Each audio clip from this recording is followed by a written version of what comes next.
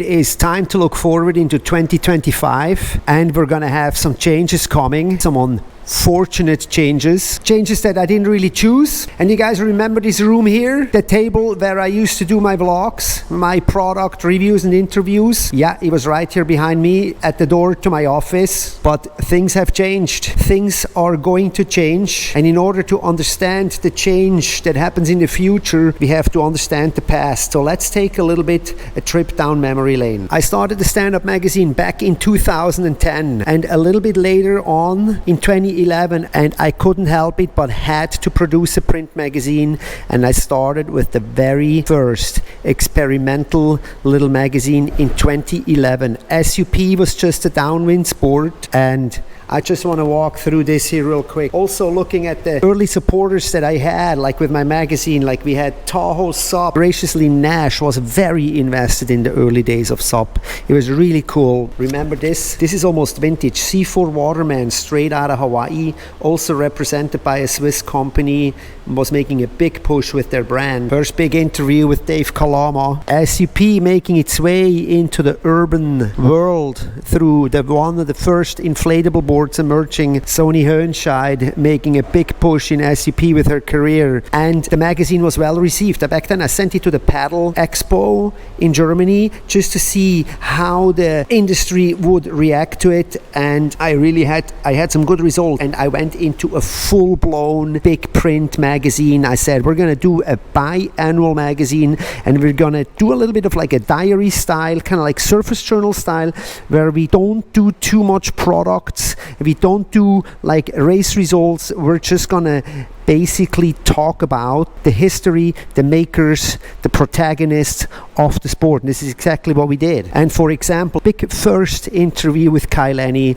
That was so cool. Back then, the Waterman League was getting active with SUP surfing. Meanwhile, in Germany, out of Berlin, these guys started a SUP tour. First article, by the way, about the SUP 11 City Tour from spring 2012, you guys. Had a big media partnership. Stand-Up World Series at Sunset Beach. Big interview I had back then with Tristan Boxford. I mean, that was pretty cool. We had some good advertisers. We had so much momentum. I made 25 magazines up until now. 25 magazines. We had so many great covers. Here is another great cover from the magazine after. That was in fall of 2012 with the Stand-Up World Series from Brittany, July 2012, M2M. That was like maybe Conor Baxter's third or fourth win back then. We had a full focus with Eric Terrien. I mean, it goes on and on and on. 2016 was the 10th issue,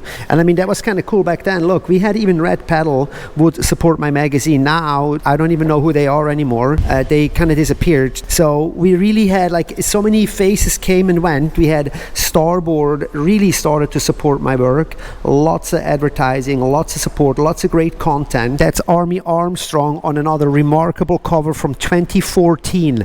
That was an SUP race that has gone down in history, a Moliko race in July, and we paddled through the reminiscence of a hurricane with visibility less than 200 yards, if even, with pelting rain and massive swells. This was the race pictures with a Johan Meyer, 808 photo, me back then, very active photographer. Another big moment we had in this magazine was from the Ultimate SUP Showdown in Honolulu. Moving a little bit forward, in 2019, I dared to be the first SUP magazine with a foil cover. This picture was taken of Zane Schweitzer, not far from where our headquarters are, and foiling really started to gain its first real momentum, and it was time for the magazine to jump into the foil space as well. We had a whole foiling section in here where we talked about and introduced foiling. That was the spring-summer issue of 2019. We have actually a picture here from 2018 from the boat show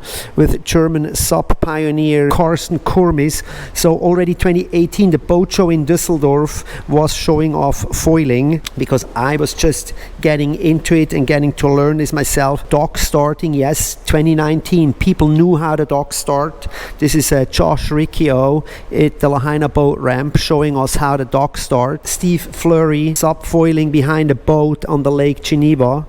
So we were really early with all of this. I have so many covers for you guys that we could go through. We have here Connor on an absolute downwind bomb out at the Pailolo channel on an M2M. We were having Sonny's 3 times M2O win. So there is so much history, 25 covers looking back, almost 14 years on SUP, foiling and winging in print. And this is all gonna go away in 2025. I am very sorry to tell you guys, we will no longer be able to print a magazine in 2025. The reasons I think to most people are obvious. There is no money in this sport. The industry is going through a heavy recession, and I do not have the advertisers to financially support my work. People do not want to go into print anymore, and printing is expensive. It costs 10Ks to make one of those. If I don't get at least 20Ks, I cannot print 2 magazines, and after all, I would like to have a little bit of a leftover after that I can bring back into the magazine. So that's what I've been doing for the last 14 years pretty much. Whatever was left over from the magazine, I was putting it back into creating content. This whole ecosystem we had of people buying boards, brands investing into athletes, brands investing into the sport altogether, media like me being able to take that content, remake the content, talk about it, and then putting my work back into the system like that. That ecosystem is broken. It's like this, guys. Athletes are the actors, the brands are supporting the costume, the event organizers are giving the stage, and the media is the one that talks about it and brings it up into the forefront. But we need everybody to be part of this ecosystem, and if we don't have this ecosystem, it is broken and nobody is winning. Right now the brands are not winning because they're not selling anything. They're restructuring their businesses. The athletes are not winning